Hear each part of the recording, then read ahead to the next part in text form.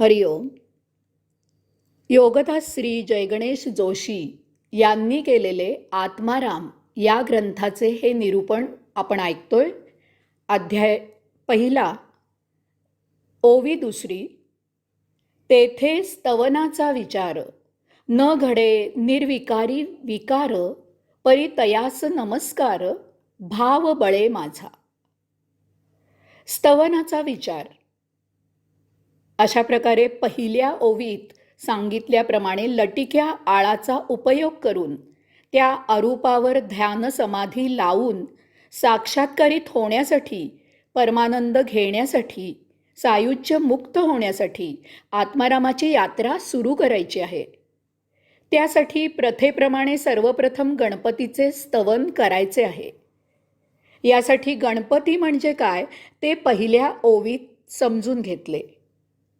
श्री समर्थ म्हणतात की स्तवनाचा विचार माझ्या मनात आला, परंतु माझ्याकडून स्तवन होईना. त्यात मूलभूत अडचण निर्माण झाली. स्तवन करण्याला मी असमर्थ झालो, कारण स्तवनासाठी जे करावे लागते ते तर येथे उपलब्ध नाही. मग स्तवन कसे करावे? स्तवनासाठी 2 गोष्टी महत्त्वाच्या असतात आणि त्या कराव्यात तेव्हाच स्तवन केले जाते. एक, स्तवनासाठी त्याच्या रूपाचे वर्णन केले जाते. त्याच्या एकेका अवयवांचे वर्णन केले जाते.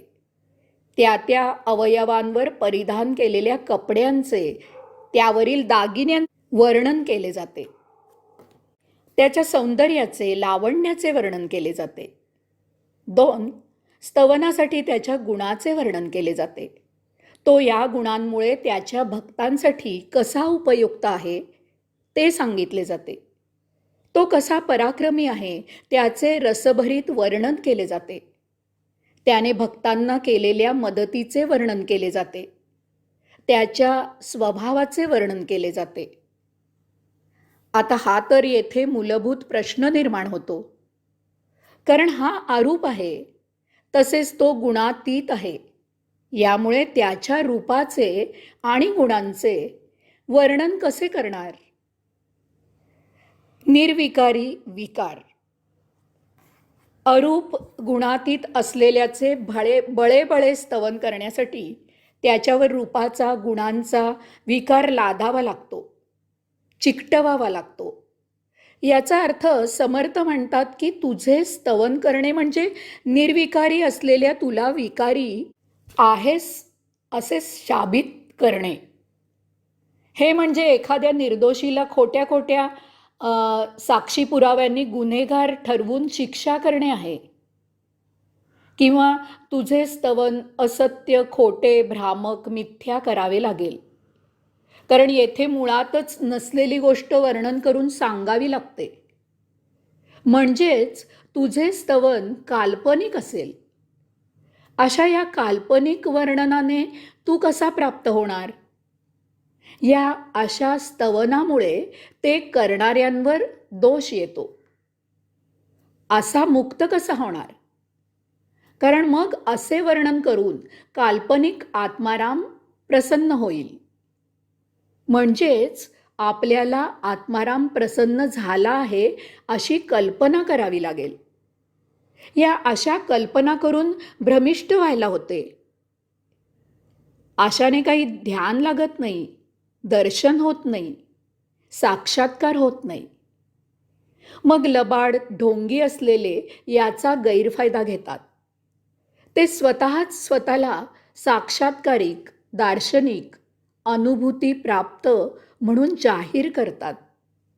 अशांना बोलायची, छाप पाडायची कला अवगत असते.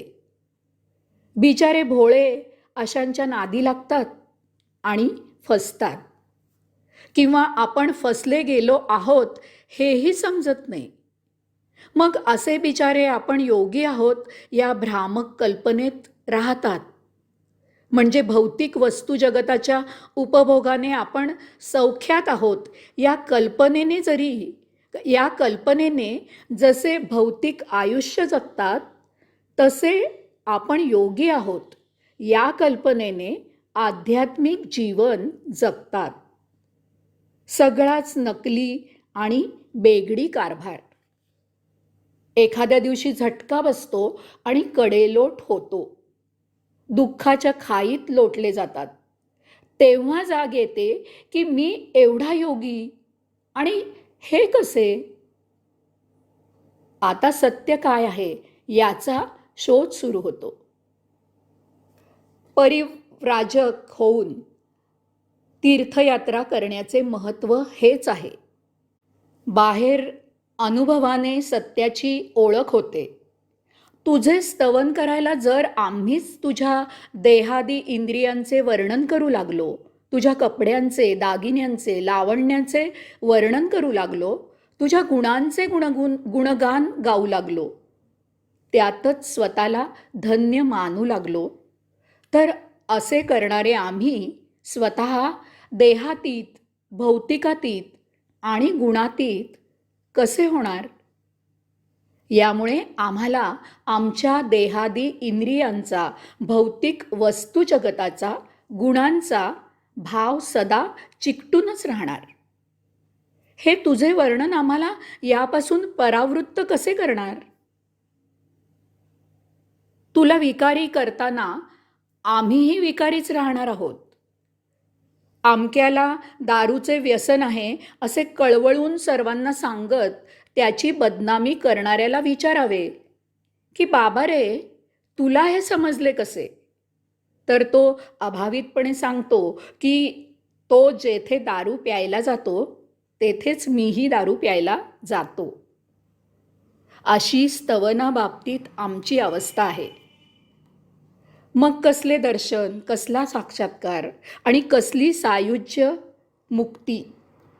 यामुळे आता स्तवनाचाच त्याग करणे हेच उचित आहे. नमस्कार भावबळे. आत्मारामाची नुसती आठवण झाली तरी हात जोडायचे आमच्यावर उपजतच संस्कार आहेत. रस्त्यात देवळासमोरून जात असलो तरी मनोमनी हात जोडायचे आमच्यावर प्रतिक्षिप्त क्रिया व्हावी तसे संस्कार आहेत. देवळात गेल्यावर आम्हाला पादत्राणे काढून ठेवावीत असे सांगावे लागत नाही. ती आपोआप पायातून दूर होतात. तेथे पावित्र्य बिघडेल असे वर्णन होत नाही. तेथे पावित्र्य बिघडेल असे वर्तन होत नाही. बुजुर्ग दिसले की आम्ही आमच्याही नकळत त्यांच्या सहजच पाया पडतो. यास्तव तुझे स्तवन न करता, तुला नमस्कार न करता, तुझे दर्शन न घेता आत्मारामाच्या यात्रेला आरंभ करायला पाय उचलला जात नाही. हे जन्मोजन्मींचे रक्तात भिनलेले संस्कार तसे करू देत नाही.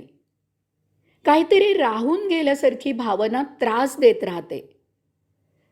तेव्हा तुझे स्तवन करू शकलो नाही तरीही या आत्मारामाच्या यात्रेला आरंभ करण्याआधी तुला नमस्कार करायचा आहे. यास्तव आमचा तुला भावबळे नमस्कार आहे, त्याचा स्वीकार करावा. येथे तुझ्या स्तवनाचा, तुझ्या रूपाचा, तुझ्या गुणांचा, तुझ्या मूर्त दर्शनाचा आधार नाही. तथापि येथे आमच्या रक्तातील पिढ्यानपिढ्या संस्कारांचा, असीम भावभक्तीचा, दृढ श्रद्धेचा, तुझ्या अस्तित्वावरील संपूर्ण विश्वासाचा भक्कम आधार आहे. भावबळे याचा अर्थ नमस्कार करण्यात भावभक्ती हेच एकमेव बळ आहे. त्यात काहीही अन्य हेतू नाही. केवळ नमस्कार करायचा म्हणून नमस्कार करत आहोत. येथे केवळ नमस्कार करण्याचीच एकमेव भावना आहे. असा नमस्कार आपोआप सहजावस्थेत केला जातो. तो त्याच्यासारखाच निर्गुणी आणि मौनात असल्यामुळे तो त्याला पोहोचतो. आता आम्ही यात्रेला निर्धोकपणे आरंभ करू शकतो, कारण हा नमस्कार आम्हाला विचलित करणारे महाभयावह असे रिपुंचे अडथळे, भावभक्तीचे डोंगर, उपासनेच्या कडे कपाऱ्या लिलया पार करवून देईल आणि आम्ही सहजच आत्मारामाच्या पायी सेवेकरता अलगत रुजू होऊ, अशी श्रद्धा आमच्यात प्रविष्ट झाली आहे. या परिते आणखी काय पाहिजे? हरिओम.